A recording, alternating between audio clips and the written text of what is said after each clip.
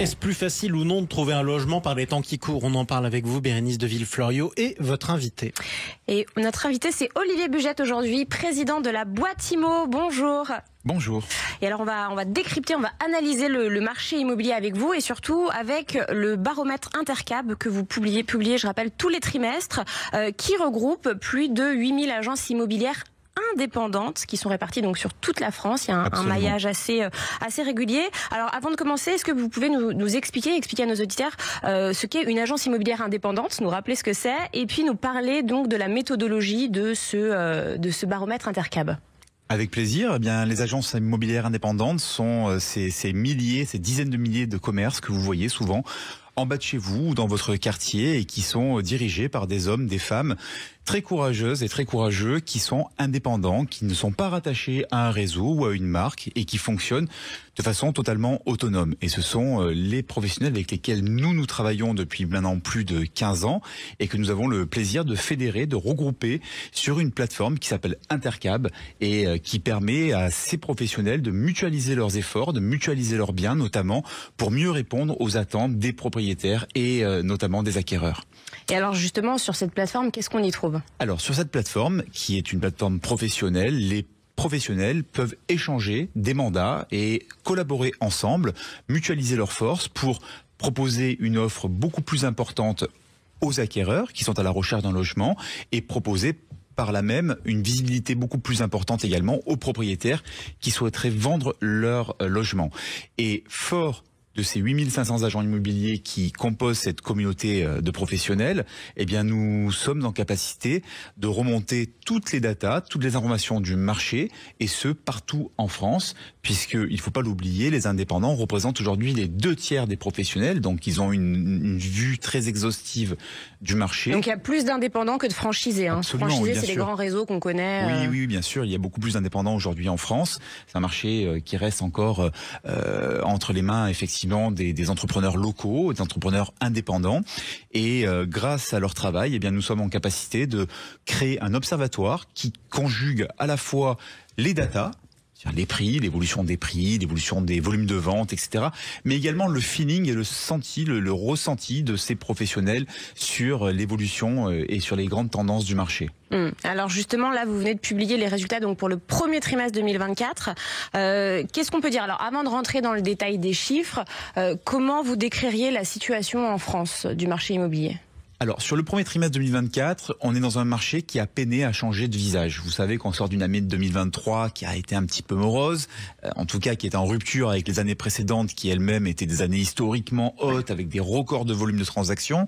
Et là, le premier trimestre 2024, on est toujours un peu dans cette même dynamique, à savoir des prix qui continuent de baisser.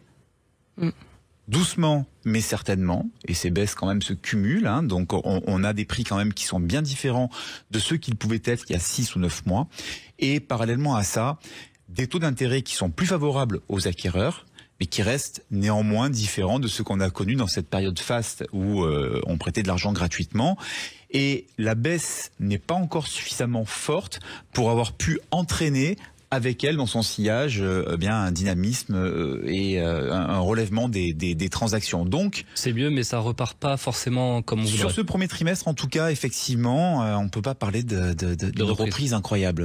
On est plutôt sur une continuité de la baisse. Est-ce que vous confirmez ce que nous disent les courtiers, que toutes les banques sont revenues pour prêter aux Français? Oui, il y a eu vraiment de bonnes nouvelles sur ce premier trimestre, malgré cette morosité. On a quand même un retour en force des banques qui à nouveau veulent faire leur métier et veulent prêter aux acquéreurs. On a des taux qui sont quand même nettement baissés aussi. On flirte avec les 5%. On est aujourd'hui plutôt en dessous de la barre des 4%. Et puis on a également le retour de pas mal de catégories différentes qui se réintéressent à l'immobilier. Et surtout, on a des stocks qui se sont enfin reconstitués. Donc ça veut dire que les acquéreurs qui nous écoutent aujourd'hui ont à nouveau du choix. Un choix important. Et ça, ce n'était pas le cas il y a 12 ou 18 mois en arrière. il y avait une pénurie de biens sur le marché, et c'est pas très agréable quand on est à la recherche soi-même d'un logement. Ouais, et qu'on doit se contenter de ce qu'il y a, quoi. Exactement. Il y a le choix, mais Et c'est pas trop de ce qu'on cher voudrait. encore. Oui, il y a le choix. Oui, c'est encore un petit peu cher, mais néanmoins, on en parlera tout à l'heure peut-être. Il y Alors a justement, quand même- on va en parler maintenant. Si on peut chiffrer ces prix immobiliers, cette baisse dont vous parliez un petit peu. Bah écoutez, on a regardé depuis le début de l'année les 10 premières grandes villes de France, et on est sur une baisse très claire de moins de 3%. Donc en moyenne sur les 10 plus grandes villes. Sur les 10 plus grandes villes en moyenne. Vous D'accord. avez par exemple des villes comme Bordeaux ou comme Lyon qui passent symboliquement en dessous des 5 000 euros le mètre carré. Vous avez Bordeaux qui baisse de 2% et Lyon de 6% sur cette période. Donc il y a quand même vraiment des baisses. Mais Une il y baisse avait qui des avance. hausses qui avaient été tellement spectaculaires. Ouais. Parce que Bordeaux et Lyon, ça avait bien augmenté. Oui, Hein. exactement. Notamment Bordeaux qui avait flambé. Ouais. Et donc la correction qui est nécessaire aujourd'hui pour pallier à la baisse de pouvoir d'achat des ménages, malheureusement, elle n'est pas... Elle serait de combien? Est-ce qu'on peut la chiffrer ou pas? Cette correction serait nécessaire? Ou c'est Alors, difficile? C'est délicat parce que ça dépend de pas mal de critères et notamment les baisses déjà antérieures. Donc à date, il faudrait que les prix continuent de baisser dans les mêmes proportions dans les mois qui viennent pour qu'on puisse à nouveau, à la faveur de la baisse des taux d'intérêt et de la baisse de ces prix et des notions de négociation qui elles aussi sont de retour, eh bien pouvoir compenser à cette part de marché qui a été perdue, ce pouvoir d'achat qui a été perdu par les ménages. Alors un des gros points, une des raisons, alors pas la seule évidemment, mais qui faisait que le marché était totalement bloqué, c'était les négociations qui étaient impossibles. Les vendeurs ne voulaient pas baisser leur prix, les acquéreurs n'étaient plus en capacité d'acheter, hein, puisqu'on l'a dit, les taux avaient augmenté, les banques ont durci leurs conditions d'octroi de crédit immobilier. Donc il y avait vraiment le point d'équilibre qui était impossible à trouver. Là, est-ce que des négociations sont à nouveau possibles entre les vendeurs et les acquéreurs pour le prix ? Alors très clairement, changement de paradigme par rapport à ce sujet. Nous étions post-Covid à une situation où les propriétaires étaient tout puissants et la négociation n'était même pas envisageable. Nous sommes passés à une situation où la négociation est quasi systématique. Ce sont nos agents immobiliers indépendants Intercap qui nous le remontent. Clairement, 80% des transactions sont accompagnées d'une négociation. Alors on les a interrogés pour essayer de comprendre un peu de quel ordre elles pouvaient être et on a un consensus autour de 6%. 6%, c'est le volume de négociation basique qui se fait dans la plupart des transactions. Est-ce Il y que a bien Kylian Mbappé qui a réussi à négocier 2 millions d'euros en Espagne. Est-ce que justement les vendeurs, on parlait justement de ces vendeurs depuis plusieurs mois qui avaient du mal à baisser leur prix. Ça peut se comprendre quand on a vu la flambée des prix. Ils ont peut-être acheté leurs biens plus cher et ils avaient du mal à baisser. Est-ce que maintenant la pédagogie fonctionne auprès d'eux?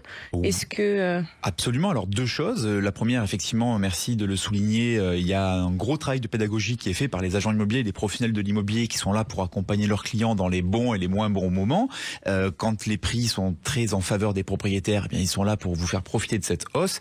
Et quand les prix sont différents, sont à la baisse, eh bien ils sont là pour vous expliquer le pourquoi du comment. Et là, en l'occurrence, on ne peut pas prétendre vendre des logements aujourd'hui au prix que l'on connaissait il y a 18 mois. Et ça, eh bien, ce sont les agents immobiliers qui l'expliquent depuis des mois. Et c'est certainement grâce notamment à cette pédagogie, à ce travail, que nous allons réussir à revenir à des volumes plus intéressants et plus dynamiques.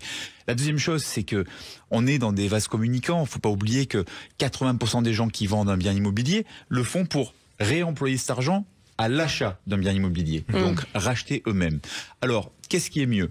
Des propriétaires qui ont certes vendu dans des tranches très hautes leur logement il y a 18 mois, mais qui ont racheté immédiatement dans des tranches toujours aussi hautes, ou alors des propriétaires qui aujourd'hui vont effectivement consentir un effort sur le prix de leurs biens, mais qui vont pouvoir réemployer eux-mêmes leur patrimoine à acheter un bien plus accessible, tout en valorisant, tout en validant les plus-values importantes qu'ils ont réalisées quand même ces dernières années, il ne faut pas l'oublier. Et même en rognant un petit peu sur son prix aujourd'hui, si tant est qu'on possède son bien depuis 4, 5, 6, 7 ans, on valide quand même des plus-values qui sont tout à fait intéressantes. Il faut quand même rappeler qu'à la base, l'immobilier, c'est pas un produit de spéculation. Hein. Non, c'est un produit de logement. C'est des logements. Un petit mot peut-être sur les délais de vente. Alors, le délai de vente, c'est combien de temps il faut pour vendre son bien? Si je veux mettre mon bien en vente, combien de temps ça prendra pour trouver preneur? Alors les délais de vente, c'est un indicateur qui donne vraiment le ton du marché. Post-Covid, vous vendiez en moins de 30 jours. Ah oui. Moins d'un mois entre le moment où vous présentez votre bien à la vente et au moment où un compromis est signé. Aujourd'hui, on est passé sur le début d'année de 30 à plus de 150 jours pour vendre un bien. Donc de 1 à 5 mois. Et là, je vais spoiler un petit peu la sortie du prochain observatoire du mois de juin, mais on est en train de constater que l'on est en train de voir ce délai baisser. On est plutôt dans l'ordre de 124 jours à l'heure où je vous parle. Donc, ça témoigne d'un frémissement, d'un retour d'intérêt de la part des acquéreurs qui commencent à revenir très concrètement sur le marché. Les acquéreurs, juste un petit mot sur les primo-accédants. Alors les primo-accédants, c'est les Français qui font leur premier achat. Hein. Oui. C'est souvent des jeunes qui étaient locataires ou qui vivaient chez leurs parents et qui achètent pour la première fois leur foyer. Ils avaient totalement disparu parce que souvent quand on est primo-accédant, quand on est jeune, on n'a pas beaucoup de moyens de financement et ils étaient un peu délaissés par les banques. Est-ce qu'ils sont de retour sur le marché ? C'est la bonne nouvelle aussi de ce début d'année, c'est qu'effectivement, ils sont de retour sur le marché. On constate qu'il y a plus de 8% de primo-accédants en plus sur les volumes de recherche.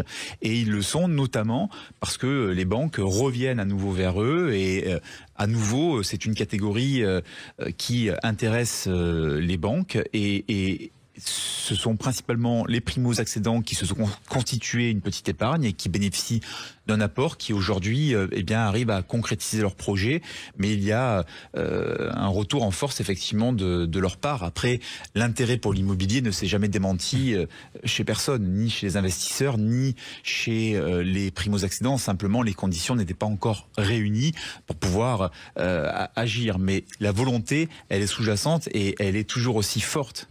Et en un mot, vous abordez la prochaine saison avec quoi? Optimisme, pessimisme? Avec clairement de l'optimisme. On sort de 18 mois un petit peu compliqués. Le plus dur est passé. Voilà, et sincèrement, on est persuadé que le second semestre sera un semestre de reprise. Et ceux qui vous écoutent, vous leur dites quoi? Acheter maintenant ou acheter dans 6 mois, si vous avez les moyens d'attendre? Comme on vient de l'évoquer, aujourd'hui il y a du choix. Aujourd'hui, il y a du stock. Aujourd'hui, il y a des négociations possibles. Est-ce que demain, quand tout le monde va revenir et que l'engouement à nouveau va être fort pour l'immobilier, la situation sera aussi agréable? J'en suis pas sûr. Donc, ne perdez pas de temps. C'est ce que vous aurez dit en tout cas. Merci beaucoup. Olivier Bugette, président de la boîte IMO.